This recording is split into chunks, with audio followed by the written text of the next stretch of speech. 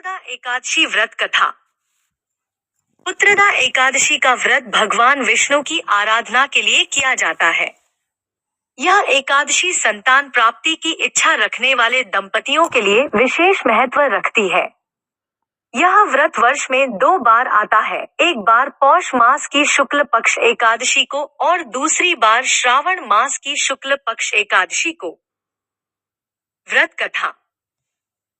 प्राचीन काल में महिष्मती नगरी में राजा सुकेतुमान नामक एक राजा राज करते थे। उनकी रानी का नाम शैव्या था। राजा और रानी धर्मपरायण और प्रजावत्सल थे, लेकिन उनके जीवन में एक बड़ी समस्या थी, उन्हें कोई संतान नहीं थी। संतानहीन होने के कारण राजा और रानी हमेशा चिंतित और दुखी रहते थे। एक दिन राजा अपनी चिंता से व्यथित होकर वन में चले गए। वहां उन्हें नदी के तट पर कुछ ऋषिमुनि यज्ञ करते हुए मिले। राजा ने उन ऋषियों से अपनी समस्या बताई।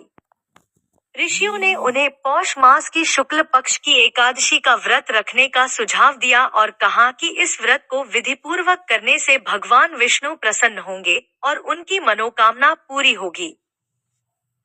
राजा सुकेतुमान ने ऋषियों के बताए अनुसार पुत्रदा एकादशी का व्रत विधिपूर्वक रखा। व्रत के प्रभाव से भगवान विष्णु प्रसन्न हुए और राजा को आशीर्वाद दिया कि उन्हें एक तेजस्वी पुत्र की प्राप्ति होगी। कुछ समय बाद रानी शैव्या ने एक तेजस्वी और गुणवान पुत्र को जन्म दिया, जो बड़ा होकर एक महान राजा बना। व्रत का महत्व।